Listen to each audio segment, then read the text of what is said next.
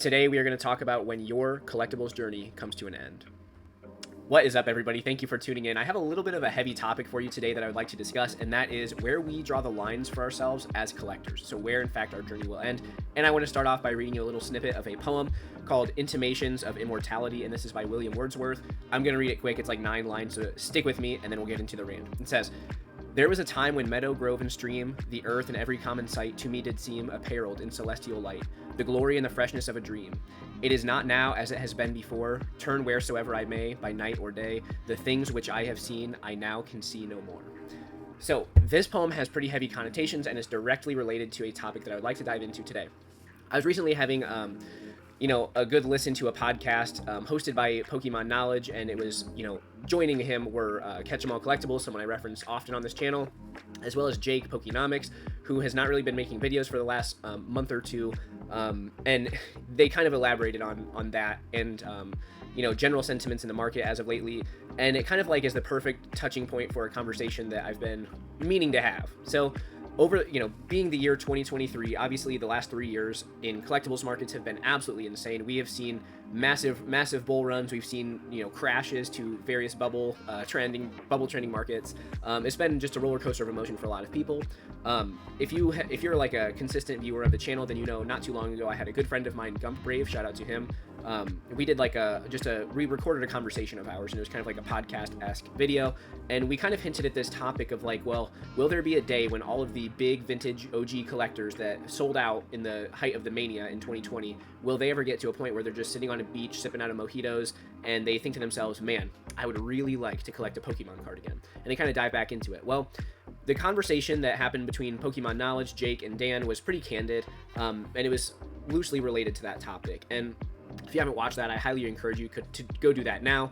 But anyway, it was just kind of like Jake and Dan were very, very much over what's happening in the Pokemon market. I'm not trying to speak for them, so Dan, you're probably watching this. If you feel like I'm misrepresenting your feelings at any point in time, please do elaborate in the comments down below. But it was just like you got this general feeling of just being past it all. And in the thumbnail, I probably used like Thanos sitting on his throne looking over the sunset or whatever, and I even joked in Discord about how that's probably how Dan feels right now in lieu of this like current tag team Sun and Moon full art Japanese mania that's happening right now. It's just another big run up, and it's like to some point or to some extent this stuff gets a little bit exhausting. I've only been in the hobby for 4 years or so, and even for me, like it's exciting because when I have things that are popping off, it means that I get to make money, which is cool.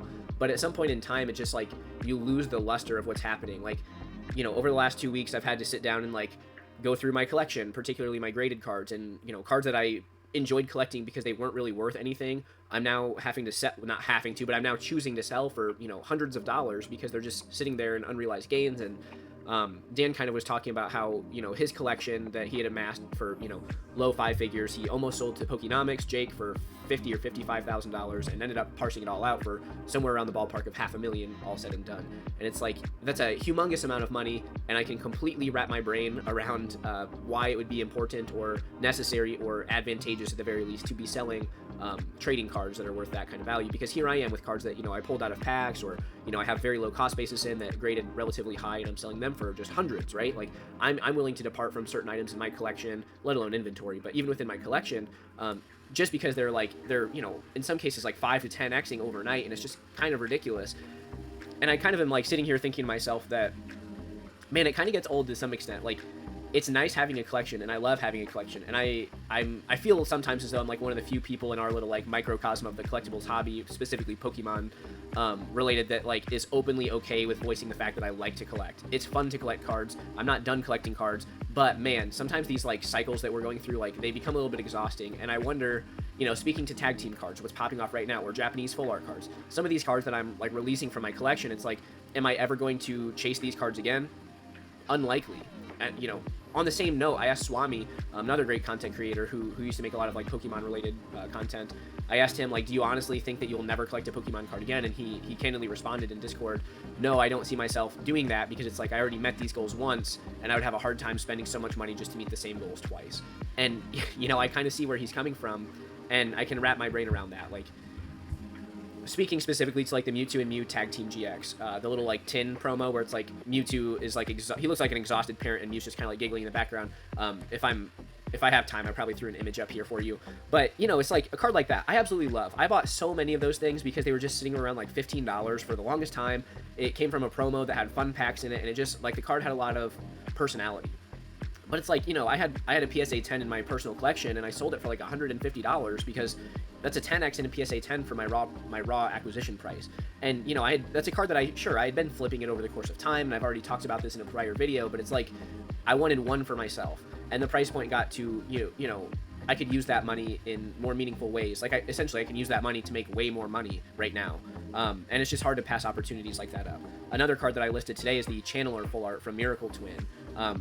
Way long ago in the dark days of this channel, I actually opened up a Miracle Twin booster box, and I pulled that card here on this channel, and it graded a CGC 9.5, and I was looking at comps today, and it's like a PSA 10 sold for $250, and that card forever was like, you know, $8 raw in minty pack fresh condition, and it's like, man, I have to sell it. You know, I even made a short, one of my like mini short series that I'm not super consistent about was titled random cards that make me love the hobby, and I think that was my first one that I did, and I had like the Lavender Town music overlaid, and it's just like that card is like a whole vibe, you know. It's like it brings back so many memories for me, and it's a card that I pulled from a pack, and you know, I just don't value it at $250, and the market may not either because it's a CGC 9.5 instead of a PSA 10, but nonetheless I threw it up for slightly below that, and you know, with how manic every eBay buyer seems to be right now, it'll probably sell for around that price. And it's like, yeah, going back to the poem that I read earlier, it's like, you know, all these things, you know, the poet William Wordsworth in the poem is talking about all these like beautiful natural sights that he's seen over the course of time, and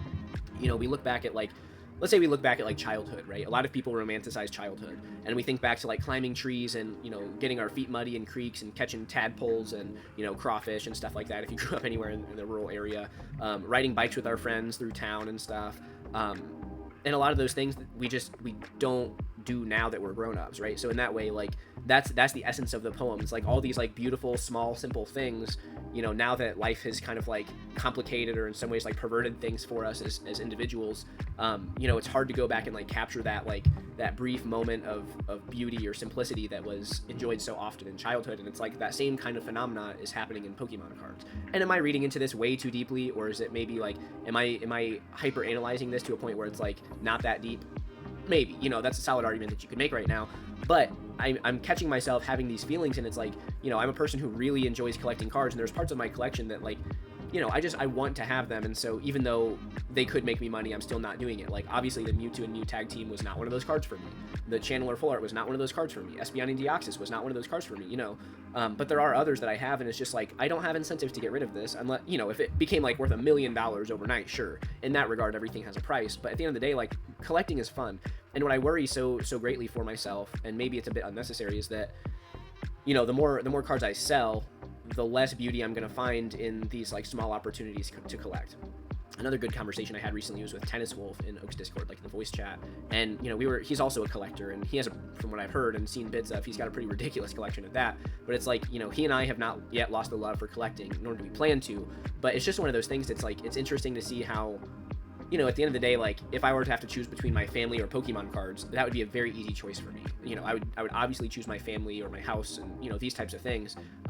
Fortunately, I'm not in a position where I have to make a choice. Like, I have the luxury of supporting my family with my day job, making extra money on the side flipping, and also I'm collecting, you know what I'm saying? So it's like, it's not even that I'm collecting at a net zero. I'm not just flipping cards in order to like fund my collection, but it's like I have funded my collection and I'm making money. So in that regard, it's like, it's easy for me to justify continuing to do it. And I have not yet gotten into the William Wordsworth, you know, stage where I'm just looking back on like gray times, or living in great times and looking back fondly on like the colorful memories of the past. And it's like, I'm not there. Like, I'm still very much enjoying being a collector. And, you know, I made a video in the past titled like, it's okay to be nice or something like that. And like, the overall message of that was like, it's okay to be a collector. Like, it's okay to do things that are not popular. And like, to some extent, I think that being exclusively a flipper in the Pokemon space is probably a fad. Like, I think a lot of people are in it just because it's like the cool thing to do right now. And on the other hand, it's like, right now you can make money in a way that's not very difficult, and it doesn't take that much knowledge, and it's not that strenuous, you know? And so I don't blame people for being opportunists, and to some great degree, I'm doing that as well. I just made the announcement that like my part-time summer job is going to be just flipping cards. and I'm making enough money in this to be able to justify doing that, and it's like over some other like form of full-time summer work or part-time summer work or what have you. And it's like, this is a really cool opportunity. Pokemon has made millionaires. There are people whose 100% of the time full-time job is to flip trading cards and collectibles only, and there's like way more people doing that than what you would imagine. And it's really cool that this opportunity exists. It's just unfortunate that it's kind of, a lot of the people, and not all, but a lot of the people that I'm talking to about this, it's like they've seen behind the curtain. They know what the Wizard of Oz looks like now, and it's just not that like interesting to them to be back on the other side. Once you kind of see what's going on behind the curtain, you can't really like reverse that in your brain. Obviously, I always like to point back to people like Rusty TCA Gaming, or we have Gem Mint Pokemon, or like obviously the two biggest people in my brain who have like made a ton of money off of Pokemon but still continue to collect it voluntarily. And those are the types of people that I'm like, in my brain, those are still my like role models in this space, to whatever capacity that's important or crucial to my life. But it's just, there's a lot more examples of people who only collect and never sell a card in their life, or on the complete opposite end of that spectrum, people who only sell cards and have very little to no interest in collecting them at this point in time. And I'm trying to parse myself still to be somewhere in between that. And like anything else in life, when you're operating on a spectrum, you sometimes fluctuate from side to side, and that's okay too. There's been times when I'm like way more of a collector. There's been times when I'm way more of a flipper. And I still want to continue the narrative on the channel that it's okay to do both things. It's okay if you just want to be a flipper. It's okay if you just want to be a collector, and it's also okay if you want to do both things. But yeah, it's very interesting. I'm still kind of like mulling over this idea of like seeing behind the curtain. Having all those like realities of life hit you, and then like you're just looking back to the idea of collecting as like a fond childhood memory or whatever. It's like I'm still not there, but I can kind of understand why some people are there too. And also just like the fact that sometimes these booms and busts are a bit exhausting, like having to sit down and have that conversation with yourself. It's like, am I willing to kill off this part of my collection? And I'm sitting here saying yes, like I'm willing to do that. And will there be a day where suddenly Scyther cards are all worth $1,000 or $2,000, and it's like, well, will I sit down and look at some of these like Astral Radiance PSA 10s or whatever and be willing to part with them just because there's a Scyther on? It's like, sure, probably to some degree I'd be willing to let go of those too. But as it stands, those are just like types of cards that I'm not necessarily motivated financially to get rid of. My family's not in crisis, like we're doing well over here. And so I think that there's a fine line. And it's just interesting also to hear, and I'm a bit ranty at this point in time. Like, I know that we've been rolling for 16 minutes here, so I'll wrap it up in the next couple. But it's also interesting, in that same podcast or live stream that I referenced earlier, Jake, who's somebody who I greatly respect in the hobby, saved a lot of people from financial strain in the original Mania in 2020 and 2021. He was talking about the Crystal Charizard in a PSA 10 being like a $15,000 card, and he was like, this would be a card that would make sense for me to own if I was a multimillionaire. And that one was interesting because when we talk about what level, like what ratio of capital to collection value is appropriate, and I know Dan, again, I've mentioned him a lot lately, but I've been consuming a lot of his content, so that makes sense. But he's mentioned in the past, your collection can be about 1% of your net worth or 1% of your capital or whatever, and that's the number he chose for himself, which is fascinating. And what my number would be, I have no idea. More than 1, certainly more than 1%. But it's also, if I were a multimillionaire, would I justify having a $15,000 card? Yes. Do I right now, would I allow myself to justify having a $15,000 card? No, confidently. Like, unless some card that I have right now jumped up to $15,000 overnight, then I would probably own a $15,000 card. But even then, for how long, I'm not sure. And it just kind of gets to that point where it's like, okay, does this all mean that I'm not a true collector, whatever that means? Like, no, I don't think so. I think that being a collector is fine, and also having the understanding that your collection can be fluid is something that you have to come to terms with as well. Because I know for myself personally, I'm not a millionaire. With the career, my career being in education as a teacher, it's unlikely that I will be a millionaire from that job alone. So to what extent of that financial gap would I bridge with Pokemon cards or like other fiscal endeavors that I partake in? It's like a bit more likely than just like the teacher element of things. But with that said, it's like, there are certain cards with my level of like wealth currently, or lack thereof, I suppose. Like, there's cards that are responsible for me to own to some degree. More clearly, there are some cards that are irresponsible for me to own. If it were a matter of like, could I pay off the remainder of my mortgage with a couple of cards, I would make that choice, and it would be pretty easy for me. And I like to think that I would be willing to, or wanting to, like trade back into those cards eventually, or buy back into those cards when it was more reasonable for me to do so. I like the idea of that. An example that I'll give before I wrap things up is the Grand Party promo. I traded for a CGC 7.5 Grand Party. It was a bit undergraded. I didn't get around to like crossing it or anything, and it was part of my collection for a little less than a year, and I auctioned it off recently. I'm sitting here, that and another prize card, and I'm thinking to myself that I really enjoyed owning those. And I don't necessarily have seller's remorse because that capital fueled a pretty big endeavor that I am making currently. But it's like, man, I really enjoyed having those cards, and I do see myself reacquiring them in the future. So unlike Swami, who I referenced earlier, I can see myself re-pursuing certain goals for the sake of my own enjoyment. And I think that that's a fine difference that we may have as individuals. But I would love to hear from you all. Where do you stand with all this? Where do you think you draw the line for yourself as a collector? And do you think that you are still able to retain some joy as a collector in the Pokemon market currently? Thank you all for watching, and I hope to see you on the next one.